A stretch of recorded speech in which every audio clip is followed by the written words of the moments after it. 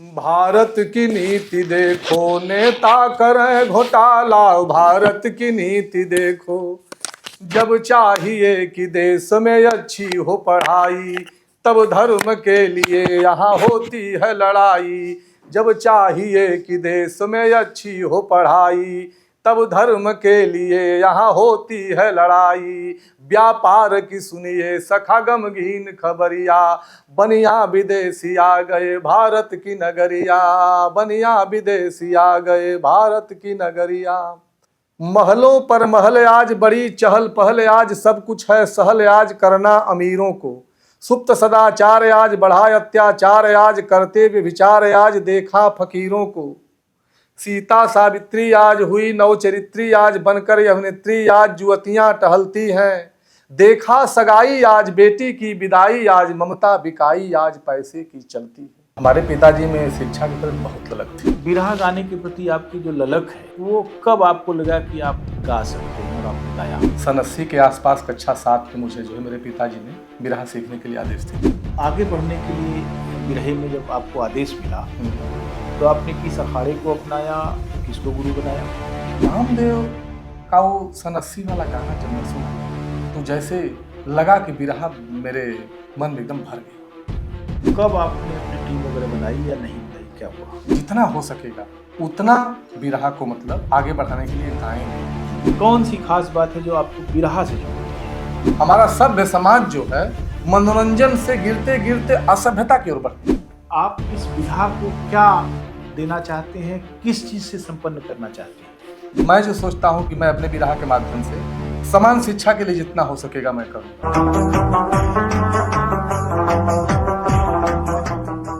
भोजपुरी बिरहा की एक बड़ी गौरवशाली परंपरा रही है और भोजपुरी बिरहा की भूमिकाएं भी बहुत विविधतापूर्ण रही हैं। खास तौर से लगभग एक शताब्दी तक उसने समाज को जोड़ने का काम किया, बिखरी हुई उसकी ताकत का एहसास कराया उसको, और अनेक तरीके से लोगों को इतना एकजुट किया कि वे अपनी बड़ी लड़ाइयों को लड़ सकें।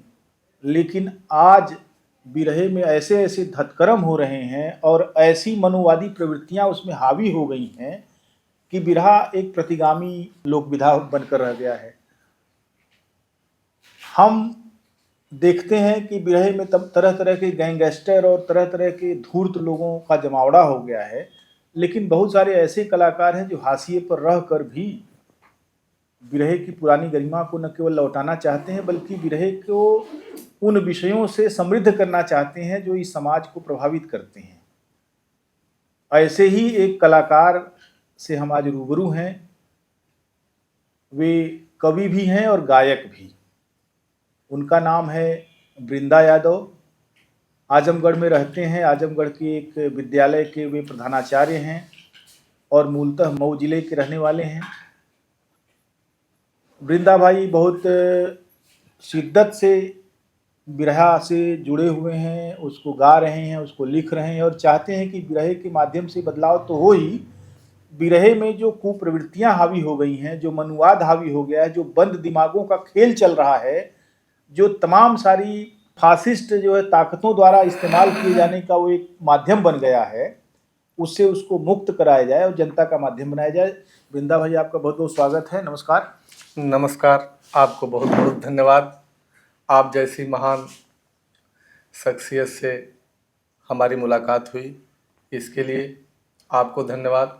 और आपके चैनल के माध्यम से जितने भी श्रोता हमको सुन रहे हैं, आप सभी श्रोतागण, सभी सुधीजनों का मैं यथाउचित अभिवादन करता हूँ। काम होने से पहले ही आपको इसलिए धन्यवाद कि आपने मेरी भी तारीफ कर डाली। अब मैं पहला प्रश्न करना चाहता हूं कि अपने बारे में आप मुझे बताएं कि आपका जन्म कब और कहां हुआ और आपका परिवार कैसा था? मेरा जन्म 1968 में मेरे पुस्तैनी ग्राम सभा डंगौली में हुआ और आज आजमगढ़ से अलग एक मऊ जनपद में वो मेरा मोहम्मदाबाद गोहना थाना कोपागंज ब्लॉक घोसी से बदल करके सदर मऊ तहसील हो चुकी है। हमारी लोकसभा विधानसभा आज भी घोसी है जी, तो हम वहीं के निवासी हैं। अगर उससे आगे थोड़ा बढ़ते हैं तो हमारे पूर्वजों का मूल स्थान हमारे अग्रजों द्वारा जो बताया गया उसके अनुसार हम गाजीपुर जनपद के मूल निवासी रहे हैं। 200 साल पहले जो माइग्रेशन हुआ होगा, जमींदारों के आतंक से जो माइग्रेशन हुआ, तो कासमाबाद एरिया में हमारे पूर्वजों का मतलब निवास रहा है। और वहाँ से जो हमारे पूर्वज आए, वो ये खुरहट जो है उसके आसपास उनका ननिहाल था, और वहाँ आकर के उनको जीवन बिताना पड़ा। फिर शादी हुई, उसके बाद में बलिया होते हुए जो आज हमारा गांव डंगौली है, वहाँ पे ये उनका परिवार फला फूला, उसमें हम हैं। और हमें 3-4 पीढ़ी तक का ही नाम याद है, उसके तो और तो नहीं है। नाम याद किया जाना चाहिए, पीढ़ियों का नाम याद किया जाना चाहिए, और उस इतिहास को भी देखना चाहिए जहां हम एक जगह से दूसरी जगह जाते हैं। मैंने कई जिलों में रहने वाली ऐसी, मैंने कई जिलों के ऐसे परिवारों के बारे में पता लगाने की कोशिश किया है जो कम से कम 500 साल के हों, या गांव का इतिहास 500 साल का हो। तो मुझे लगता है कि हर जिले में 500 साल पुराना गांव शायद इक्का दुक्का ही हो। सारे गांव 100-200 साल के दौरान के ही हैं। तो लोगों का यहाँ वहाँ जाना और अपनी तत्कालीन परिस्थितियों से जूझना उनका एक बड़ा मुद्दा रहा है। वो सताए गए, उत्पीड़ित भी थे, वे सताने वाले भी थे। अब जैसे हालात में वो रहे, उस तरीके से उनका विकास हुआ। आपके पिताजी क्या करते रहे? हमारे पिताजी 3 भाई थे और अनपढ़ थे वो लोग, मतलब उन लोगों को शिक्षा नहीं मिल पाई थी। मैंने पूछा था कि आप क्यों नहीं पढ़ पाए, तो उन्होंने बताया था कि स्कूल नहीं था जी। स्कूल की वो अनुपलब्धता के कारण वो लोग नहीं पढ़ पाए। लेकिन हमारे पिताजी में शिक्षा के प्रति बहुत ललक थी जी। और हम 3 भाई हैं, और हम लोगों को बहुत मेहनत से उन्होंने पढ़ाया जी। तो और इतना पढ़ाया कि मतलब वो मतलब खेती के कामों में जो है, ये हम लोगों को नहीं चाहते थे कि ये लोग मतलब थोड़ा। तो आपके भाई क्या करते हैं? हमारे बड़े भाई एयरफोर्स से रिटायर होकर के दिल्ली में निवास करते हैं जी, वहीं के निवासी हो चुके हैं। हमारे दूसरे नंबर के भाई श्री राम ध्यान यादव अभी आजमगढ़ हॉस्पिटल सदर से अवकाश प्राप्त ये वरिष्ठ प्रयोगशाला प्रवीण एलटी के पद पर रहते हुए रिटायर हुए हैं। और आप प्रिंसिपल हैं? और हम प्रधान अध्यापक हैं जी। हाँ। आप लोगों ने अपने परिवार की कहानी लगभग बदल दी जी। जो पिता आपके करते थे और दादा करते थे, उन स्थितियों को आप लोगों ने बदल दी, कहानी बदल गई। अब आप लोगों के बच्चे क्या कर रहे हैं? अब बच्चों में हमारे बड़े भाई जो एयरफोर्स से रिटायर हैं श्री राम शरीफ यादव, उनके बच्चे तो मतलब यहाँ दिल्ली वगैरह से पढ़ करके आज विदेश में मतलब वो है जी। और हमारे जो दूसरे भाई हैं श्री राम ध्यान जी, उनके बच्चे एक एमटेक किए हुए हैं, और उनके दूसरे बेटे वो अभी बीएमएस मतलब डॉक्टरी की डिग्री ले लिए हैं, मतलब एक चिकित्सक के रूप में वो कार्य कर रहे हैं। मैं छोटा हूँ सबसे भाइयों में, तो मेरे 5 बच्चों में 3 बड़ी बेटियाँ, 2 बेटे, और बड़ी बेटी मेरी जो है फिजिक्स से पीएचडी कर रही है जी। और मेरी दूसरी बेटी एलएलएम कर रही है, तीसरी बेटी मेरी ऑनर्स इंग्लिश में पढ़ रही है, चौथे नंबर पर मेरा बड़ा बेटा वो बीटेक कर रहा है, और छोटा बेटा ये हम लोगों के साथ अभी है कक्षा 8 का विद्यार्थी जी। तो एक तरह से आपने बच्चों को चाहा कि वे अपने पाँव पर खड़े हों और अच्छी तरह खड़े हों, उनको जी एक राह आपने दिखाई। मैं बहुत कम बिरहिया लोगों को, प्रोफेशनल बिरहिया लोगों को देखता हूं जिन्होंने अपने बच्चों को एक नए रास्ते पर डाला हो। लगभग सभी का परिवार तबाही के कगार पर पहुंचने वाला परिवार ही बनकर रह गया। बिरहा गाने के प्रति आपकी जो ललक है जी, वो कब आपको लगा कि आप गा सकते हैं और आपने गाया? यह बचपन से ही मेरे अंदर यह गुण था। और मेरे पिताजी जब जीवित थे, मैं कक्षा 6 में जब पढ़ने गया तो एक अच्छा विद्यार्थी मैं था अपने विद्यालय का जी। 10वीं तक मुझे याद है कि मैं जहाँ भी पढ़ा 2-3 स्कूलों को, प्राइमरी एक जगह, 6 से 8 जगह एक जगह, 9वीं 10वीं तक मैं जो है अपने क्लास में प्रथम स्थान पाने वाला विद्यार्थी रहा हूँ। कक्षा 6 में मेरे पिताजी की भी कुछ इच्छा हुई मेरे गाने की और कविता पाठ बाल सभा में भाग लेने से, और हमारे यहाँ हमसे लगभग उम्र में 10 साल या 8 साल बड़े जो बिरहा के बहुत बड़े गायक बेचन जी हुए जी। हमारे घर से बहुत नज़दीक उनका घर है। तो वो अभी उभर रहे थे।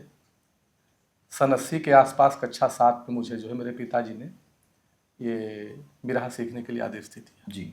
अच्छा, मैंने कक्षा 7 पिता ने कहा कि आप बिरहा सीखिए। और परिवार का जैसे एक लगा, लोगों को लगा कि ये गा सकता है अब बिरहा का माहौल।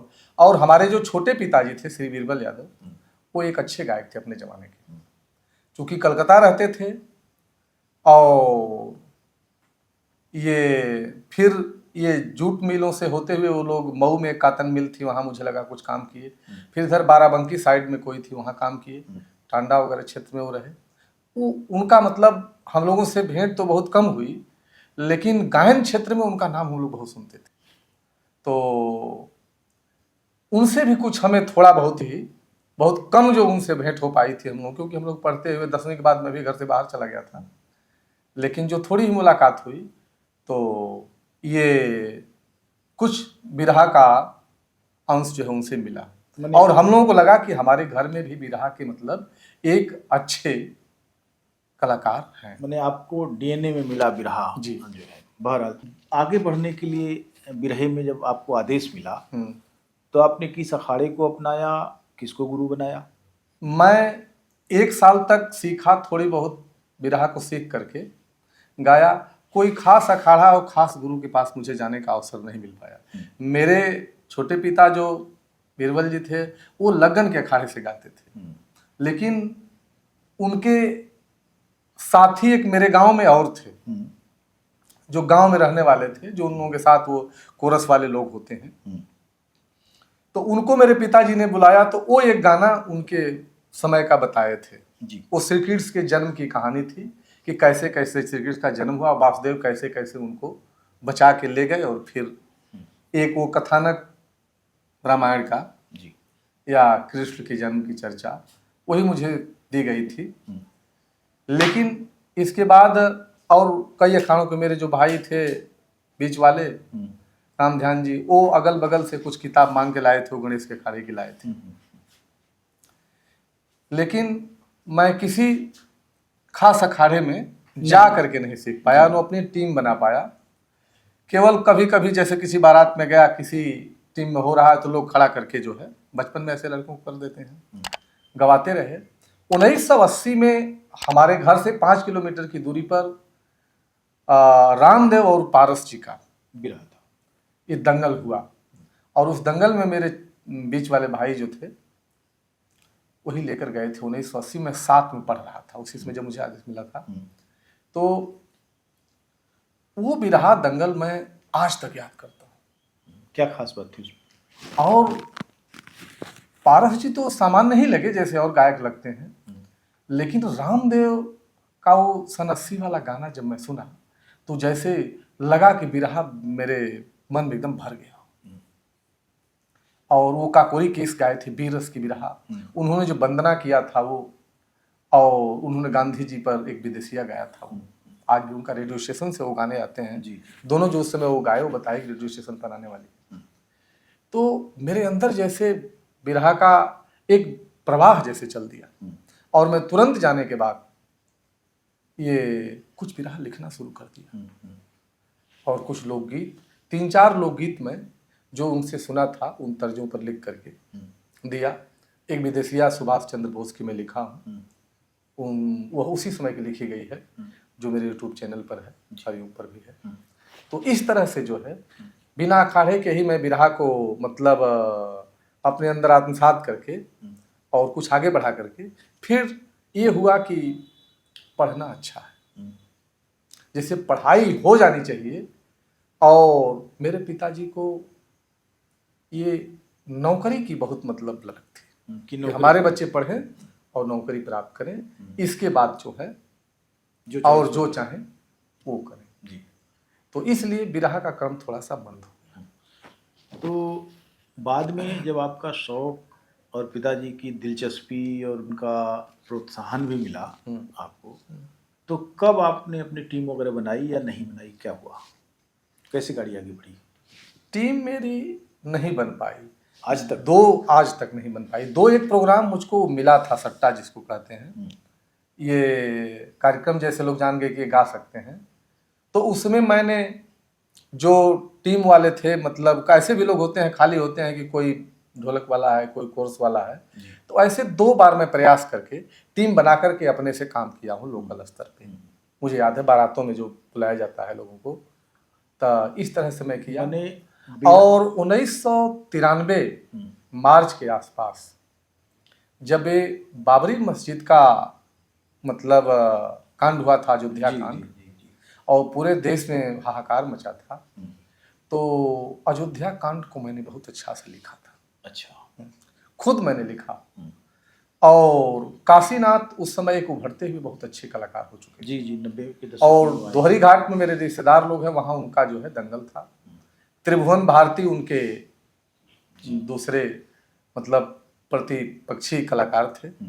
तो हमारे सगे रिश्तेदार लोगों ने उस कार्यक्रम को आयोजित किया था, इसलिए हमें भी बुलाया था कि उसमें आप एक तरफ से रहेंगे। और मैं वही अयोध्या कांड वाला लेकर के रखा था, उसको मैं अभी आपको कहेंगे तो सुना भी दूंगा। जी बिल्कुल, कुछ लाइन हम सुनेंगे। तो वो, लेकिन उस कार्यक्रम में मुझे जो है संजोग नहीं मिल पाया भाग लेने, क्योंकि हम लोग बैठे थे, हो रहा था। त्रिभुवन और काशीनाथ के गाने के बाद बहुत भीषण आंधी तूफान आ गया और वो प्रोग्राम ही निरस्त हो गया। वृंदा भाई, एक चीज़ बताइए मुझे कि एक तरह से विरहे का आपके यहाँ स्वतःस्फूर्त और स्वाध्यायपूर्ण एक प्रवाह है। आप चीज़ों को बहुत गहराई से समझते हैं, लेकिन औपचारिक रूप से आपने अपनी टीम का गठन नहीं किया और आज भी नहीं किया है। आज भी आप मौके बेमौके के ही गायक हैं, लेकिन गायन बिरहा का जो चिंतन है आपके यहाँ वो बहुत सुसंगत और संतुलित है जी। तो अब एक तो ये मुझे बताइए कि आने वाले समय में क्या आपसे उम्मीद की जा सकती है कि आप रेगुलर गाएंगे और अपनी टीम बनाएंगे, या ऐसे ही चलेगा? नहीं, अब हम ये सोच रहे हैं कि अधिकतम जितना हो सकेगा उतना बिरहा को मतलब आगे बढ़ाने के लिए गाएंगे जी। और ये जो सोशल मीडिया के चैनल आ गए तो आसान हो गया, और जो स्टूडियो खुल गए हैं तो टीम को प्राप्त करना बड़ा सरल हो गया। मैंने वो उपलब्ध करवा देते। हाँ, स्टूडियो टीम उपलब्ध करवा दे रही है और हम लोगों के हर गाने में वही टीम मिल जा रही है। जी जी। तो एक तरह से वो टीम ही अपनी हो गई है। जैसे पहले हर चीज़ की ब्रांडिंग होती थी, रामदेव के ढोलकची दूसरे के ढोलकची नहीं हुआ करते थे। हाँ। हीरालाल जी की ढोलकची और हारमोनियम दूसरे के उसमें नहीं जाते थे जी। वो उन्हीं का ब्रांड था जी। और उन्हीं के यहाँ शोभा भी देता था। सबसे अच्छी परफॉर्मिंग जो है वहीं होती भी थी। हाँ, होती भी थी। लेकिन अभी कलाकार जो है किराए पर मिलने लगे। ये कलाकारों की त्रासदी है कि उनके पास काम का इतना अकाल है कि उनके पास बिरहिए नहीं है, लेकिन वो बैठे हुए हैं। जी। इसको दूसरे तरीके से देखा जाना चाहिए, ख़ासतौर से जो बढ़ती हुई बेरोजगारी और कलाकारों की एक तरह से कहिए कि लुप्त होने वाली जो स्थितियां हैं जी, उसके मद्देनजर बहरहाल आप जो बिरहा विधा को इतना लगाव के साथ उसमें डटे हुए हैं जी। कौन सी खास बात है जो आपको बिरहा से जोड़ती है और आपको लगता है कि ये आपकी अपनी विधा है? बिरहा से मुझे लगा कि आजकल पढ़े लिखे लोगों का समूह हो गया है जो बिरहा से थोड़ा जरूर लग हुआ है, लेकिन हम लोगों के समय सन 80 से लेकर के और 2010 तक का जो समय मैं देखा हूँ जी, 30 वर्षों का समय, 30 वर्षों का समय, बिरहा ने बहुत मानवीय मूल्यों को विकास में मदद किया है, मनोरंजन भी दिया है, लोगों में दयालुता, वीरता, सामाजिकता, राजनैतिक चेतना और विभिन्न प्रकार के कुरीतियों से बचने के लिए भी, जैसे दहेज पर बिरहा ने बहुत अटैक किया था। रामदेव और बुल्लू और वो जब उन लोगों का जमाना चलता था, मतलब जरूर हर प्रोग्राम में एक दहेज प्रथा की उन लोगों की गीत होती थी। मैंने एक समय ऐसा आया कि बिरहा दहेज दारू और एक आध और चीज़ों को के अलावा जी। किसी और चीज़ में ज़्यादा उसका महत्व वो नहीं था।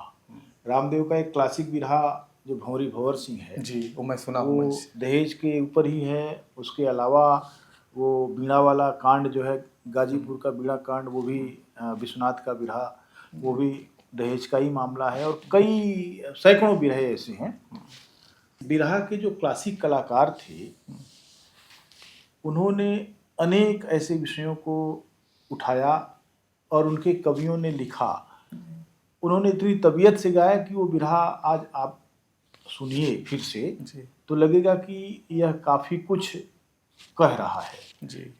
खास तौर से जो जिन विषयों को उसने अपने अंदर समाहित किया हुआ है, जी। उससे बाहर भी वो संवाद करता प्रतीत होता है। हम्म। लेकिन आज स्थितियां यह है कि आज बिरहा एक तथ्यात्मक प्रस्तुति भर बनकर रह गया है। हम्म।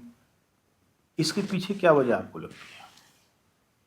अब इसके पीछे ये वजह लगती है कि आजकल केवल लगता है कि कॉमर्स हावी हो गया है। जैसे किसी तरह से औपचारिकता पूरी कर ली जाए बस, जल्दी जल्दी और उसका जल्दी कुछ जल्दी फल जो है, मिल जाए। हाँ, बिरहा को किसी तरह से जो है बिना समझे बुझे कोई चीज जो है डाल करके और आगे बढ़ लिया जाए। उस समय के कवि जो थे वो पूरी मेहनत से और सारी चीजों पर विचार करके, साहित्यिक रूप भी उसमें होता था, लयात्मक तुकबंदी सारी चीज होती थी। इसके साथ साथ एक बढ़िया संदेश जाए लोगों में, इसका पूरा प्रयास किया जाता था। आज भी हो रहा है, लेकिन एक तरह से मान के चलिए कि वो गहराई नहीं है पुराने जैसे कवियों की एक गहराई। चीज मुझे लगता है कि बिरहा पैटर्नवाद का बहुत गहरा शिकार हुआ। एक सेट पैटर्न था जिसके आधार पर बिरहे का पूरा संचालन होता था। केवल गवैयों की जो वैरायटी है उसने उनको एक अलग रंग प्रदान किया, बाकी सब पैटर्न पर आधारित था। क्या आपको ऐसा लगता है कि पैटर्न पर होने के कारण बिरहे ने समकालीन समस्याओं को अधिक शिद्दत से नहीं पकड़ा, या कुछ और कारण थे? देखिए, मुझे ये लगता है कि जो पुराने कवि थे और पुराने गायक थे, उनमें जो गहरी साहित्यिक चेतना थी वो नहीं थी। एक तरह से जो उच्च शिक्षा का प्रभाव है या शोध स्तर का जो शिक्षा का प्रभाव है वो बिरहा में नहीं जा पाया था। वह तो कुछ महान कवि हुए जिन लोगों ने मनोरंजन के साथ कुछ ऐसी चीजों को दे दिया जिससे कि कुछ बिरहा ऊंचाई प्राप्त की। नहीं तो उदाहरण बताइए। जैसे रामदेव का एक गीत है विक्रमादित्य की पुनर्जन्म की कथा जी।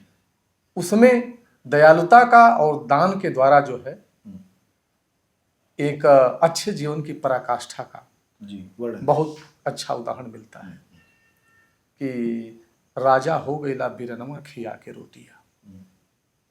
बहुत अच्छा। ये हिट लाइन उनकी हुई थी। तो इस तरह की चीजें मतलब ऑटोमेटिक आ ही जाती थी अच्छाई।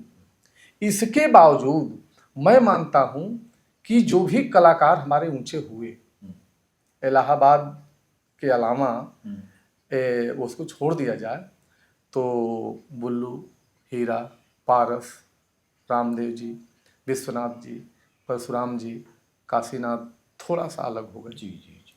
लेकिन और जिन कलाकारों का मैं नाम लिया हूं, इन कलाकारों के कवियों और उनके लोगों ने जो उनके इर्द गिर्द रहे, केवल धार्मिक कहानियों में ज्यादा अपना समय लगा दिया। जैसे आपने अभी 30 वर्षों का जिक्र किया और कहा कि बिरहे का यह स्वर्णिम काल है। इन 30 वर्षों में अगर देखिए, सन 80 का दशक देखिए आप, तो यही वह दशक था जब बड़े सहज तरीके से ज्योतिबा फुले की गुलामगिरी का अनुवाद हिंदी में आना शुरू हुआ। हम लोगों ने जाना कि ज्योतिबा फुले कौन है, सावित्री माई कौन है। हम लोगों ने अंबेडकर के बारे में जाना। पेरियार ललई सिंह ने इससे 13 साल 15 साल पहले ही जो है सच्ची रामायण की चाबी छापी और 13 साल पहले मुकदमा जीता था और उनको उसका हर्जाना खर्चाना सब मिला। और उन्होंने एक बड़ा उदाहरण पेश किया कि प्रतिरोध का संघर्ष भी जो है विजयी हो सकता है।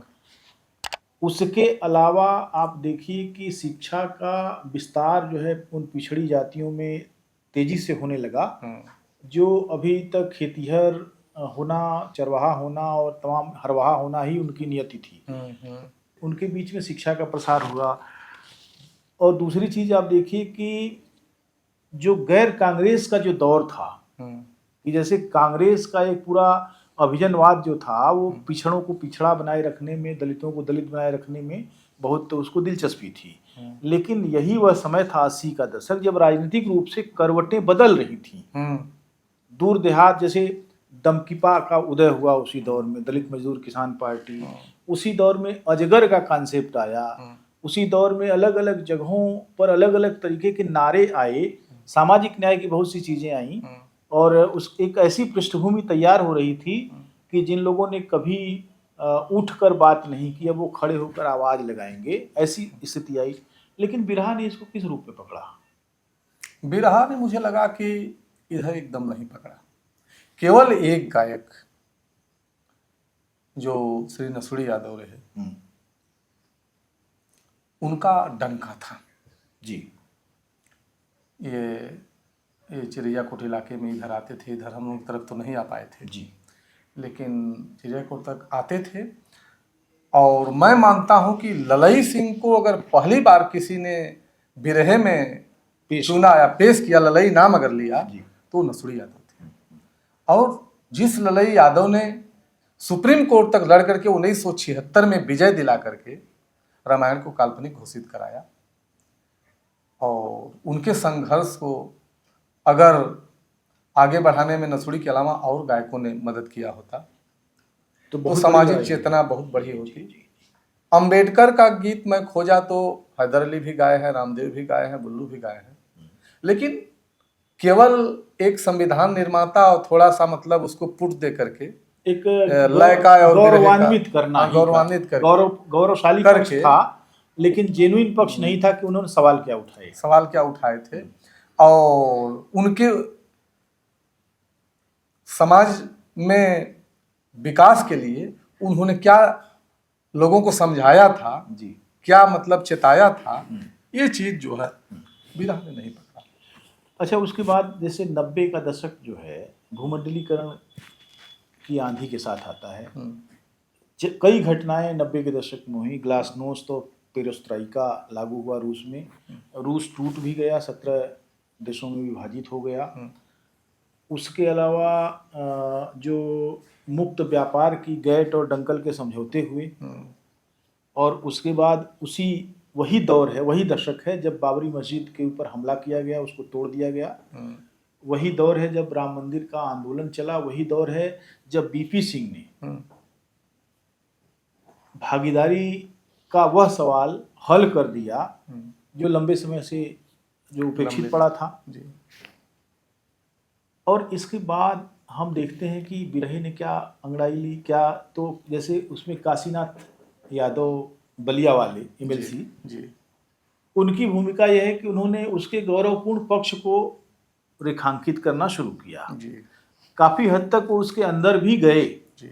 और उन्होंने यह बताने की कोशिश की कि जो समाज हमारा है जी, जो जाग नहीं रहा है उसको जागना पड़ेगा, वो अपनी कहानी क्यों नहीं कह रहा है। तो ये चीजें हुई, परिघटनाएं चल रही हैं। नसुड़ी भी उसी दौर में एकदम उरूज पर थे अपने, उन्होंने बहुत सारी चीजों को एकदम विमर्श का हिस्सा बना दिया। लेकिन बिरहा गायकी का एक ऐसा पक्ष भी सामने आया जो मुझे लगता है निहायत प्रतिगामी तरीके से उसने इन तमाम सारी प्रवृत्तियों और तमाम सारी वैचारिक और राजनीतिक उपलब्धियों को नकार दिया और उसने इसके खिलाफ काम करना शुरू किया। उस जगह पर जहां हमारी अपनी लड़ाई सामाजिक तौर पर आगे बढ़नी चाहिए थी, वहां ऐन्द्रिकता एक महत्वपूर्ण चीज हो गई जो एक बड़ी घटक बनकर आई बिरहा में। स्त्रियों के देह का वर्णन पहले भी होता था, ऐसा नहीं है कि, और मुझे लगता है कि देह के वर्णन की परंपरा ही दुनिया के किसी भी साहित्य में उसके ऊंचे दर्जे का जो है रूपक बनाने की योग्यता वाला साहित्य हो सकता है, ऊंचे दर्जे का साहित्य हो सकता है, या लोकविधा हो सकती है, या बहुत निम्न कोटि की हो सकती है। लेकिन यहाँ जो है चीज़ें एक ऐसी आंधी आई कि हमारा जो मूल था, जो वैचारिक था, वो क्यों गायब हुआ और क्यों इस तरह की चीज़ें आ गई। आपको इसके पीछे कुछ वजह समझ में आती है कि क्या है? अब मुझे भी आश्चर्य होता है कि अश्लीलता इतना नीचे क्यों गिर गई। मतलब पूरे बिरहा क्षेत्र में तर्जों के माध्यम से, धुनों के माध्यम से, लय के माध्यम से वो अश्लील बातों का, जिसको आपने कहा कि मतलब ऐंद्रिक या देह वर्णन की तरफ ये लोगों का ध्यान चला गया, तो यह एक मानिए कि बहुत बड़ी त्रासदी हुई बिरहा के साथ। और मुझे लगा कि वैचारिक स्तर गिरता चला गया। जैसे समाज में हमारा सभ्य समाज जो है मनोरंजन से गिरते गिरते असभ्यता की ओर बढ़ गया। अनसिविलाइज्ड कल्चर इसको हम कह सकते हैं। और ये डूबा, और इतना डूबा कि श्रोता इसके बढ़ते गए। और अभी तो मुझे पता चला है कि जो बॉलीवुड के और हॉलीवुड के मतलब हीरो हैं या उनकी जो ट्रेंडिंग है, उससे अधिक ट्रेंडिंग इन भोजपुरी के उन गीतों की जा रही है जिसे मतलब कि सभी लोग नहीं सुन सकते या सभी लोग पसंद नहीं करते हैं जी। या पढ़ा लिखा या सब आदमी जो है जिसको मतलब अच्छा नहीं समझता है। इसका मतलब कि समाज में ऐसे लोगों की संख्या बढ़ गई, श्रोताओं की, जिनके वजह से जो है ये गीतें आने लगी। और श्रोता नहीं रहेंगे तो गीतें कैसे आएंगी? मुझे एक चीज़ पर थोड़ा सा लगता है कि विचार करने की जगह बनानी पड़ेगी हम सारे लोगों को जी। कि क्या जनता का पतन पहले होता है या व्यवस्था का पतन पहले होता है। जैसे अगर जनता ने इस तरह की चीज़ों को चुना तो जनता के पास कौन सी चीज़ थी भौतिक रूप से और किस चीज़ का अभाव था, हमको देखना पड़ेगा। क्योंकि अगर आपकी थाली में भोजन है तो आपका व्यवहार दूसरे तरीके का होगा, भोजन नहीं है, फ्रस्ट्रेशन है तो दूसरे तरीके से होगा, और उसका प्रकटीकरण भी अलग अलग तरीके से होता मुझे है। तो यही लगता है कि जो शैक्षिक स्तर है और बौद्धिक स्तर है उसके अभाव में ये इसका उद्भव हो गया, जो आप कह रहे हैं कि जब शैक्षिक स्तर बढ़िया नहीं था और शैक्षिक स्तर बढ़िया न होने से वैचारिक स्तर जो है नहीं जब बढ़िया हुआ, तो उस तरह से वो गलतियां या वो गलत चीज़ें उभर के सामने आ गई और वो प्रभावी हो गई। और व्यवस्था का दोष, आपने कहा कि जनता का गिरावट हुई जनता में कि व्यवस्था में। मैं समझता हूँ कि व्यवस्था में गिरावट हुई, व्यवस्था में गिरावट हुई।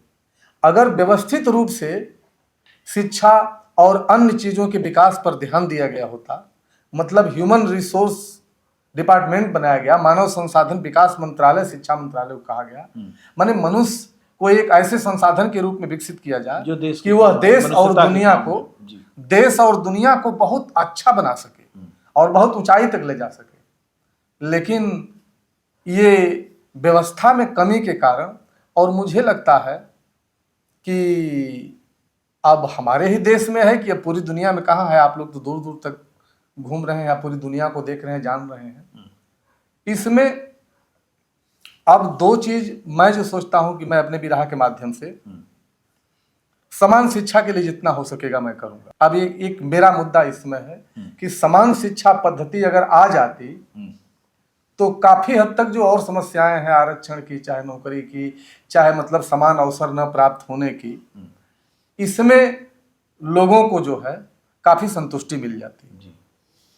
और महंगी शिक्षा और असमान सिलेबस और असमान शिक्षा पद्धति, इससे बहुत एक तरह से लोगों में रोष है, आक्रोश है। अधिकतम लोगों में 60% से ऊपर जनता आक्रोश में है, कम से कम तो है। शिक्षा को लेकर के, अच्छी शिक्षा को लेकर के जनता में आक्रोश है। मैं सोचता हूं कि अपने बिरहे के माध्यम से, लोक गीत के माध्यम से, विधा के माध्यम से मैं उन तक वो चीज बातें पहुंचा दूं जो ये सुन नहीं पा रहे हैं, जो उस अश्लील गीतों में डूबे हुए हैं, उनमें कहीं से उस चीज को पहुंचा दिया जाए। और मैंने बिरहा में लोकगीत शुरू किया, अम्बेडकरवाद के कुछ गीत गाए, और मातृ वंदना के नाम पर मैंने सीधे सीधे किसी काल्पनिक माता की जगह अपनी माता की वंदना प्रस्तुत किया, जो मेरे यूट्यूब में है। और मुझे लगा कि इसका असर पड़ा, बड़े बड़े गायकों को मैंने सुना, इसलिए मैं केवल अपनी माता की वंदना, कहीं अगर मंच पर भी जाता हूँ तो वो करता हूँ, मेरे यूट्यूब चैनल पर भी है मातृ वंदना। और दूसरी बात कि बिना तर्ज के, मैं कहा कि लोगों ने कहा कि तर्ज नहीं रहेगा तो गाना अच्छा नहीं लगेगा, लेकिन मैंने कहा नहीं, वो एक श्रोता की श्रेणी बनानी है। बहुत श्रोता ऐसे हैं जो इस वजह से बिरहा को नहीं सुनते हैं कि सुनेंगे तो उसको उसमें अश्लीलता आ जाएगी, बीच में भर जाएगी, फिर हटाओ इसे। इसलिए बिना तर्ज के मैंने, वो पहली बिरहा मैंने जो आपने बताया कि 80 के दशक के बाद जो मतलब ये मंडल आयोग या वीपी सिंह की सरकार बनी, या मतलब गैर कांग्रेस सरकार जो बनी थी वीपी सिंह की, तो उसमें शरद यादव का बहुत बड़ा हाथ था जी। शरद यादव की बायोग्राफी जब मैं पढ़ा तो उसमें लगा कि उन्होंने बहुत मतलब कि ऊंचे विचार से काम किया, और 2 बार उनसे हमारी भेंट भी हुई थी, संजोग से ही भेंट हो गई थी, मेरे साथी थे। तो मैं उस व्यक्तित्व से प्रभावित था, और मैंने पहली बिरहा को ही उनसे शुरू किया, नहीं तो इसके पहले केवल लोकगीत दिया हूँ, और तो जो हम लोग मंचों पर गाए, लेकिन हमने जो स्टूडियो में और चैनल के माध्यम से बिरहा दिया वो शरद यादव की दिया। और उसमें एक ईश्वर विहीन समाज की कल्पना जो भगत सिंह ने किया है। जी जी, शरद यादव ने भी यही कहा था कि अगर जलाया जाए तो राख हमारी खेतों में छिड़की जाए, न कि किसी तीर्थ यात्रा में ले जाई जाए, और बेटा बेटी मेरे दोनों मुखाग्नि दें। जी जी जी, ये शरद यादव ने कहा, ये शरद यादव ने कहा, ये उनकी मूल्य व्यवस्था। शरद यादव की बिरहा मैंने ये दिया। और भगत सिंह की बिरहा, वीर रस की बिरहा तो बहुत अच्छी अच्छी गाए हैं। अब रामदेव का तो नाम आता है भाई, तो लगता है कि हाँ वीर रस, रोए खड़े हो जाते हैं, मतलब उतर जाता है। और मैं पहली बार सुना था तो उनकी युवावस्था में तो, लेकिन भगत सिंह का मैं जब वीर रस खोजने लगा जी, कि सबसे बड़ा क्रांतिकारी, एक नंबर का आदमी, और उसके बारे में कहानी कम मिलती है, केवल एक ओम प्रकाश की मिली थी, तो मैं भगत सिंह की वीर रस की बिरहा डाला हूँ बना करके। और भगत सिंह की जितनी मतलब अवधारणाएं हैं, मतलब उनका राजनीतिक, सामाजिक और ये जी जी जी विचार है, उसको मैंने उसमें जो है समाहित। जाति व्यवस्था के खिलाफ भगत सिंह है, एक राजनीतिक आजादी भगत सिंह का सपना है, एक सामाजिक आजादी और सांस्कृतिक आजादी भगत सिंह का सपना है। दूसरी चीज, भगत सिंह अतार्किकता के खिलाफ एक बड़ा व्यक्तित्व थे, ये उनका अपना एक वजूद है, इसको बिरहे में ले आना चाहिए। और मैं एक, देखिए प्रश्न तो इतने ज़्यादा हैं और मुझे लगता है उनके जवाब भी आप खोज ही रहे हैं, आप बेचैन हैं बिरहे में जेन्युइन पक्ष ले आने के लिए। लेकिन मैं आपके उस सांस्कृतिक एजेंडे की बात करना चाहता हूँ एक महत्वपूर्ण प्रश्न के रूप में, कि आप इस विधा को क्या देना चाहते हैं, किस चीज़ से संपन्न करना चाहते हैं? मैं बिरहा को जन सरोकार के जितने मुद्दे हो सकते हैं जी, बेरोजगारी, अशिक्षा और सबको समान अवसर की उपलब्धता, इसके अलावा अंधविश्वास और पाखंड से मुक्ति जो विकास के लिए बहुत बाधक है, इन सारी चीज़ों को मैं इस बिरहा के माध्यम से लोगों को देना चाहता हूँ। जैसे किसानों के सवाल को मैंने देखा बिरहा से लगातार गायब होता गया, गायब ही हो गया। किसान केवल धुनों में रह गए, तर्जों में रह गए जी, वो केंद्रीय विषय वस्तु नहीं बने जी। किसान आज सबसे ज़्यादा संकट में है जी। अगर किसानों के ऊपर 14 लाख करोड़ सरकार का कर्ज है, तो किसानों का 22 लाख करोड़ सरकार पर बकाया है जो कि उनको नहीं दिया जा रहा है जी। बड़ा सवाल है। उसके अलावा छोटी जोतों का सवाल है, भूमिहीन किसानों का सवाल है, खेतिहर मजदूरों का सवाल है। ये तमाम सारे सवाल ऐसे हैं जो भटक रहे हैं जी जी। बहुत बड़ा आंदोलन हुआ, बिरहा उससे कोई मतलब वास्ता नहीं है। आज पूरा का पूरा मंच छिनरों के चंगुल में है। जी जी। ऐसे समय में इस जेन्युइन प्रश्न को कैसे बिरहा में आप ले आएंगे या छूट जाएगा? ले आएंगे। हम 1996 में इन्हीं सब मुद्दों को लेकर के, मैं 90 में MSc किया, 91 में B.Ed पास करने के बाद इलाहाबाद गया, LLB में एडमिशन लेकर के और बड़ी नौकरी की तैयारी, फिर वहीं से तुरंत रिसर्च के लिए दिल्ली। सारी चीज़ों से लौटते हुए जब मैं अध्ययन किया तो मेरे अंदर एक जैसे क्रांतिकारी विचारधारा पनपने लगी और मैं तुरंत तैयारी किया। महंगाई कैसे बढ़ती है, कैसे घटती है, काला धन क्या है, कैसे खत्म किया जा सकता है। 1992 की बात बता रहा हूं। सब पे मैंने होमवर्क किया, लिखित बनाया और मैं सीधे 1996 चुनाव में कूद गया। एक प्रैक्टिकल के रूप में घर से आदेश दिया, फिर पिताजी से और भाइयों से, कि हम एक राजनीतिक प्रयोग करना चाहते हैं। उसमें मैंने सारे मुद्दों को रखा कि देश को कैसे समृद्ध किया जा सकता है। उसमें भी वही शिक्षा पर बात आ गई। हमारे देश में शिक्षा का बजट जो है 3% से आगे नहीं बढ़ पाया। जी, अभी तक नहीं बढ़ा। 6% का प्रस्ताव जो कमेटियां ने अपनी संस्तुतियां किया है, कमेटियों ने संस्तुत किया, मतलब वहां तक भी हम नहीं जा पाए। और पता चला कि दुनिया के देश, जर्मनी कहीं 10% का खर्च कर रहा है, कहीं 20% खर्च कर रहा है, लंका हमसे अधिक खर्च कर रहा है। छोटे छोटे देश हमसे अधिक शिक्षा पर खर्च कर रहे हैं। जी। हम व्यक्तिगत रूप से खुद अपने आय का 50% से ज़्यादा पढ़ाई पर खर्च कर रहे हैं, अपने घर परिवार के लेवल पर। तो इसको हमने शामिल किया जी। अपने गाने में। जी। और हम जब चुनाव लड़े तो हमने पहला ही किया कि भारत की नीति देखो, नेता करें घोटाला। जब चाहिए कि देश में अच्छी हो पढ़ाई, तब धर्म के लिए यहाँ होती है लड़ाई। व्यापार की सुनिए सखा गमगीन खबरिया, बनिया विदेशी आ गए भारत की नगरिया। कर्जों से दब गया है, कर्जों से दब गया यह देश सोने वाला, भारत की नीति देखो, नेता करें घोटाला। बहुत अच्छा। हाँ। अवधारणात्मक लड़ाई और ग्राउंड रियलिटी के साथ निकाले गए तथ्यों के साथ की गई लड़ाई, जी, ये बिरहा के लिए एक चुनौती है। फिर से एक बार कहें इस बात को। एक अवधारणात्मक लड़ाई होती है कि 85% जो है वो दुखी हैं, उनको कुछ नहीं मिला, वंचना के शिकार हैं। जी। एक ये बात होती है, मोटा मोटी इसको मान लिया गया और इसको बिरहे में गा दिया गया। जी। तो 85 वाले कुछ हद तक इससे इत्तेफाक रख लेते हैं, 15 वाले बिल्कुल इससे घृणा करते हैं। लेकिन एक होता है ग्राउंड रियलिटी को समझना, जी। उसके तथ्यों को सामने ले आना और फिर उसको किसी कला में ढाल कर एकदम से आईना दिखा देना कि देखो असली चीज ये है। जी। दोनों में से क्या चुनेंगे आप? जो 85 वाली अवधारणा है वह एक तरह से वो कारगर, वह कारगर इसलिए है कि हमारे यहाँ जो दूसरी विधा है, जो रियलिटी ला देना, ग्राउंड लेवल पर पूरे सूचना और ये रिपोर्ट और आंकड़े के आधार पर बता देना कि ये देश की स्थिति है, इस काम को हमारे देश में कम्युनिस्ट ने किया। साम्यवादी विचारधारा के लोगों ने किया, उनमें भी साहित्यकार, उनमें भी कवि, उनमें भी गायक रहे हैं, उन लोगों ने निकाला। लेकिन मैं जो मानता हूं कि हमारे देश भारत में कम्युनिस्ट का यदि उद्भव या विकास या वृद्धि अगर नहीं हो पाई तो उसके पीछे कारण यही 85 और 15 और जाति और संप्रदाय का ज्यादा विशेष हाथ रहा। क्यों कि जब गरीब को एक साथ, कम्युनिस्ट कहता है कि गरीब एक साथ खड़े हो जाओ, अमीर 10% है, 5% है, तुम 90 एक साथ हो जाओ, 85 की बात से और ऊपर आ जाओ।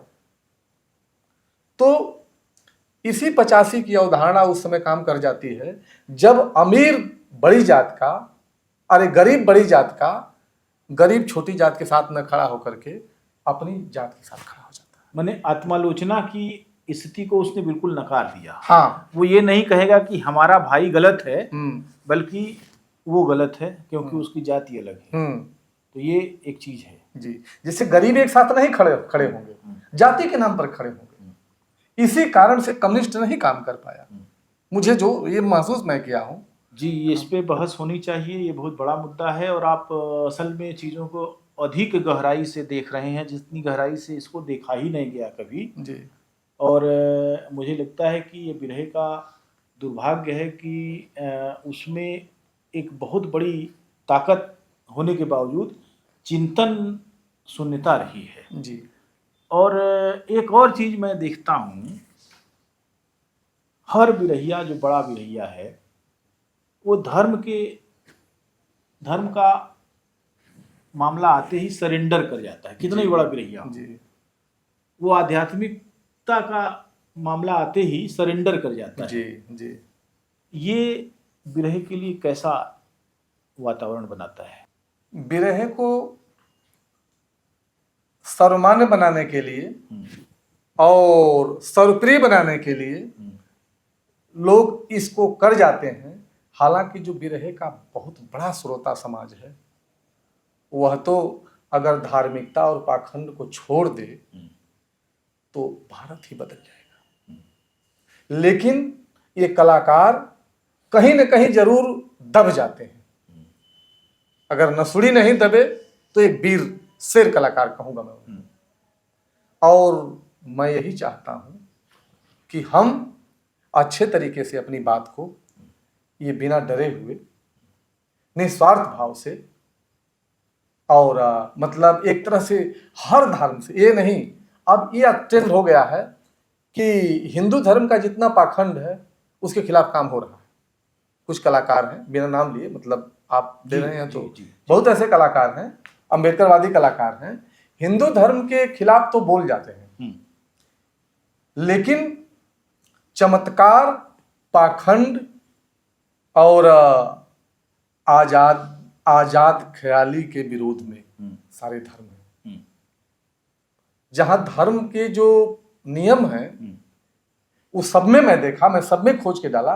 केवल एक बुद्ध का धर्म जो है, अब उसमें भी कुछ नियम अगर बन गए हो तो अलग बात है जी। लेकिन बुद्ध को लोग बताते हैं कि विज्ञान और वैज्ञानिक दृष्टिकोण के करीब है जी, और सारे धर्म। लेकिन पता चलता है कि और धर्मों के खिलाफ लोग नहीं बोलते हैं। अब किस डर से नहीं बोलते हैं? कभी कभी नेता वोट के डर से नहीं बोलता है। अगर साहित्यकार भी डरेगा तो मैं समझता हूं कि उचित नहीं है। एक आखिरी प्रश्न बिंद्रा भाई आपसे ये है कि मुहावरा है कि अकेला चना भाड़ नहीं फोड़ता, और नक्कार खाने में तूती की आवाज कभी कभी ही गूंजती है जी। नक्कारे बहुत भयानक तरीके से बज रहे हैं। ऐसे में यह संदर्भ इसलिए मैं ले रहा हूं कि बिरहा बजबजा रहा है गंदगी से जी, अश्लीलता से जी, मूल्यहीनता से जी, विचारहीनता से और अंधेपन से बजबजा रहा है जी जी। ऐसे में क्या हमारे या आप जैसे इक्का दुक्का लोगों से कुछ हो पाएगा, या उसके लिए पूरा समूह जो है तैयार करना पड़ेगा? क्या सोचते हैं आप?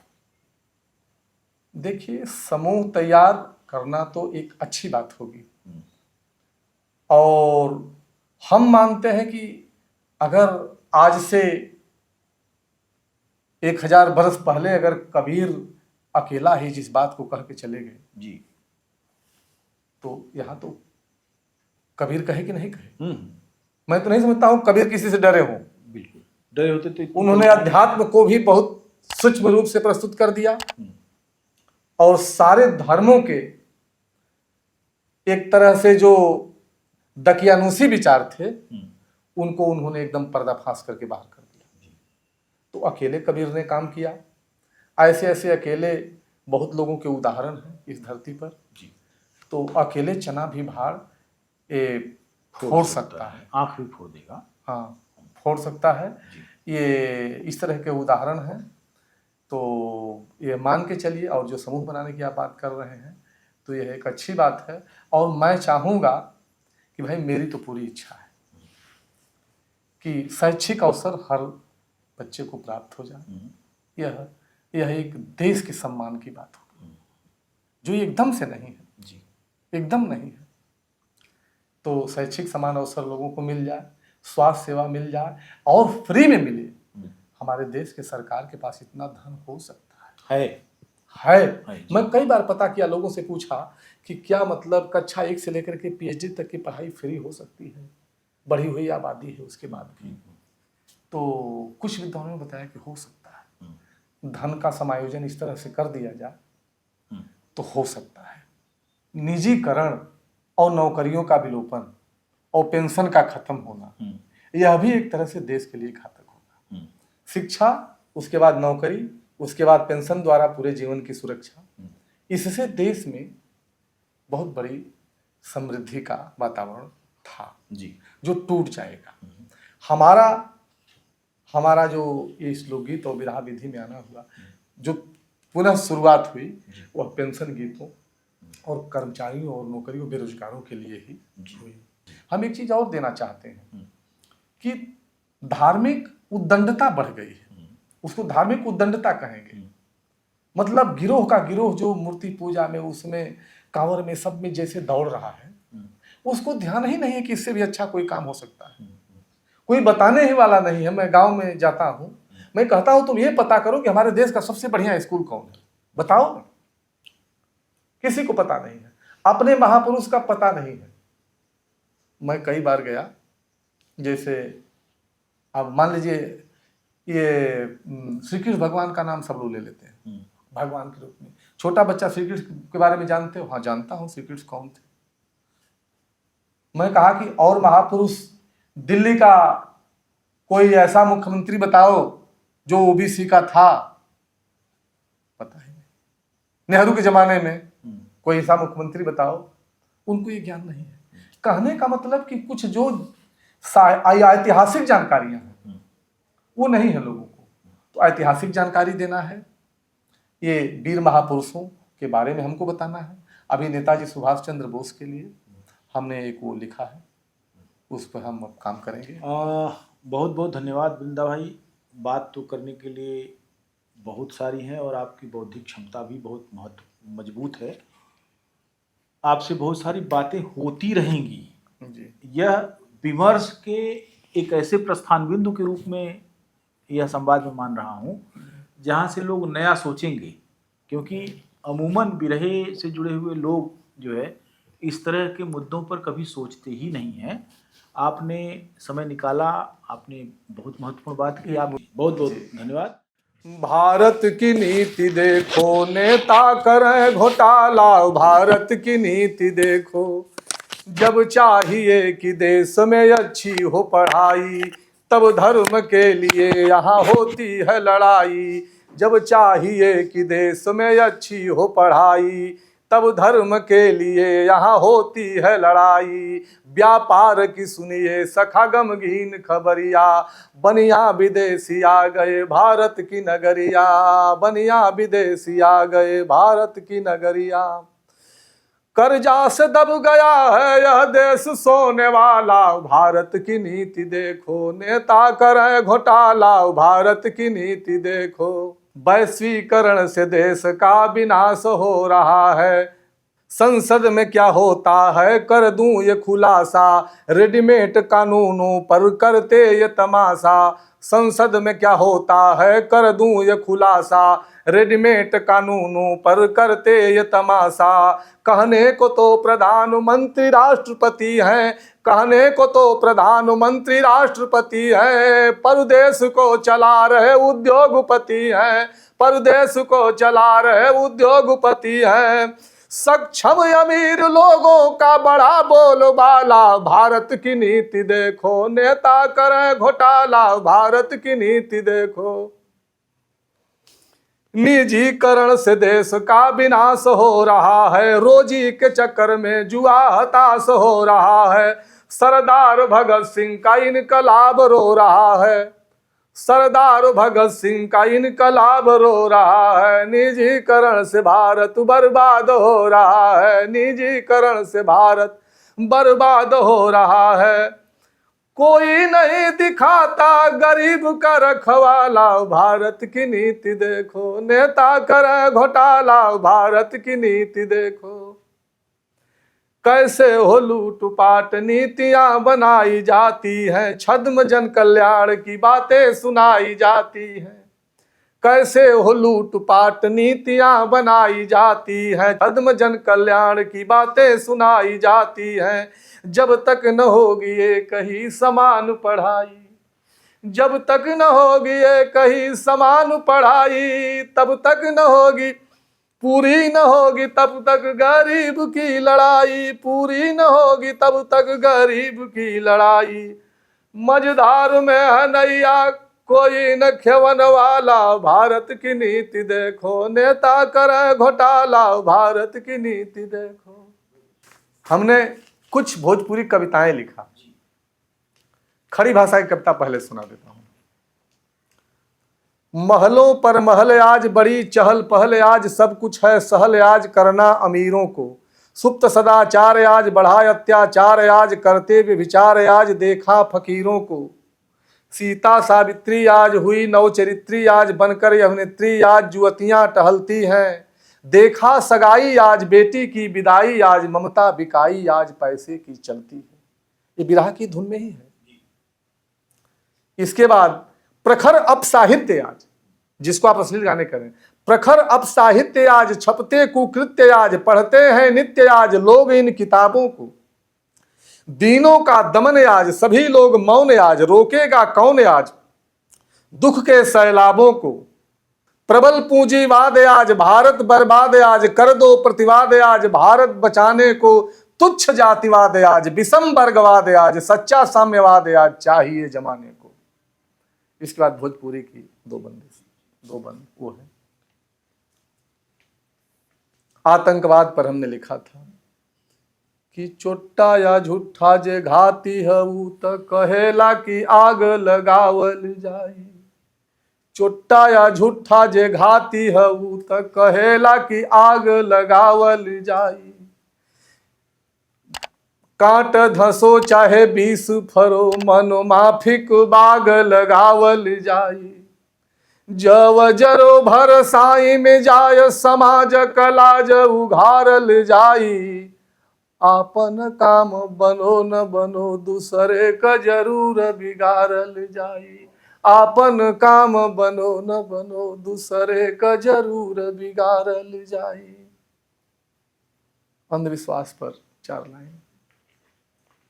पूजायो पाठ में भारी भरोसा, पूजय डीह बाबा पूजय काली बाई, पूजायो पाठ में भारी भरोसा, पूजय डीह बाबा पूजय काली माई, स्वास्थ्य कर अच्छा होई कैसे केतना खैबा अंग्रेजी दवाई, भालू भी मंत्र फूके यहाँ, भालू भी मंत्र फूके यहाँ, भारत का कहवा ले बढ़ाई, लोक धंधन ढोंग पखंड में अब लागत बाद सवै डूबी जाई, लोक धंधन ढोंग पखंड में अब लागत बाद सवै डूबी